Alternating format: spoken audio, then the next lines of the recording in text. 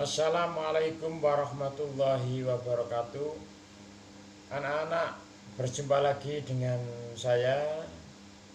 Masih tetap kita bicarakan masalah teks laporan percobaan. Kali ini dengan subtema simpulan informasi dalam teks laporan percobaan. Anak-anak, hari ini kita mempelajari ada dua yang perlu kalian pahami masalah simpulan informasi dalam teks laporan percobaan. Yang pertama adalah bagaimana kalian itu menentukan informasi teks laporan percobaan.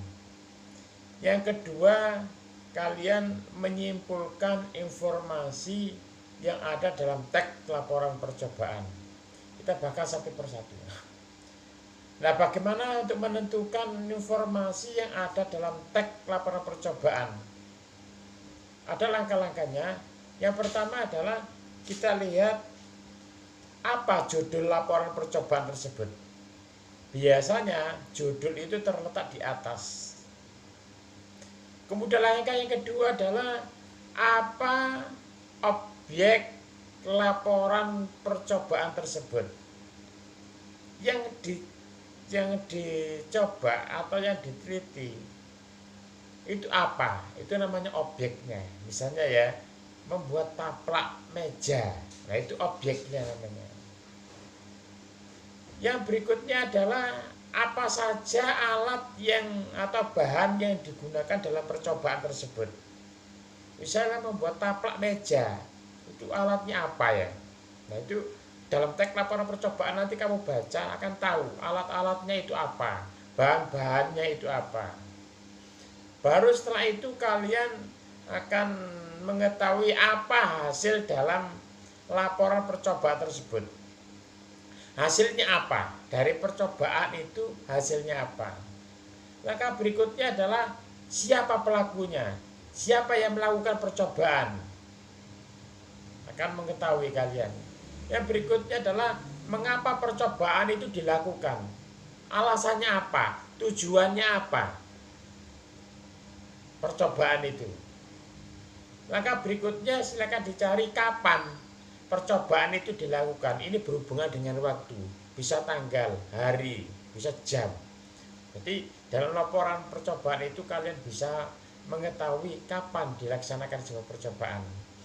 Kemudian langkah berikutnya adalah di mana percobaan tersebut dilakukan.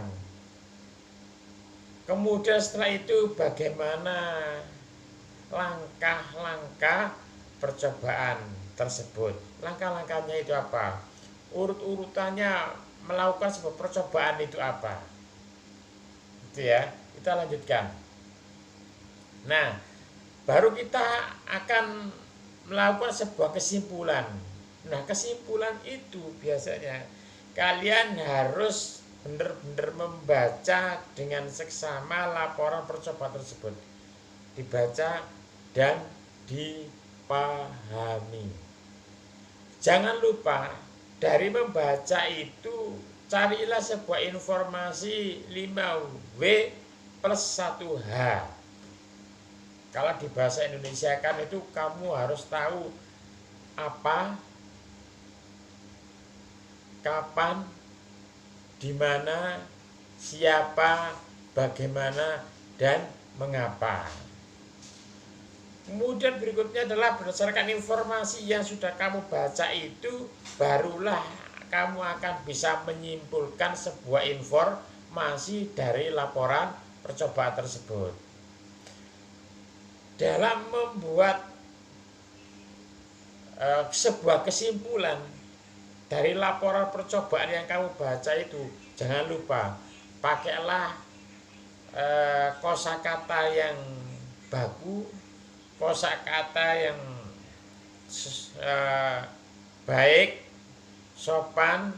Jangan lupa dengan menggunakan gaya bahasa kamu sendiri.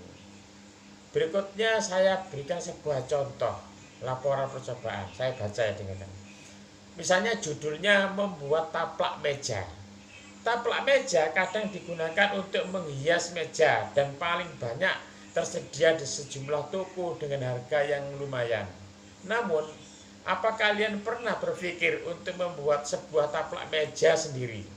Sebenarnya, kalian bisa saja membuat taplak meja sendiri yang biayanya malah relatif lebih murah.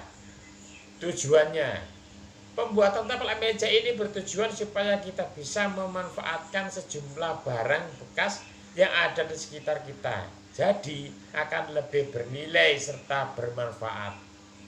Alat dan bahan: 2 meter kain perca, jarum dan benang, pensil, gunting dan kertas, kemudian jangka. Langkah-langkah membuatnya: buatlah sebuah sketsa gambar terlebih dahulu di kertas dengan memakai jangka berdiameter 8 cm. Lalu gunting sesuai pada pola jangka tersebut. Tempelkan pada kain perca, kemudian jiplak polanya dan gunting kain percanya. Ulangi hingga 60 bulatan. Jahit pinggirnya, kemudian tarik lalu ditali. Ulangi sampai 60 bulatan. Langkah berikutnya, rangkaikan bulatan satu dan bulatan yang lain, lalu bentuk pola mirip dengan taplak meja. Sesudah membentuk sebuah pola seperti yang kamu inginkan, jahit bulatan satu dan yang lainnya.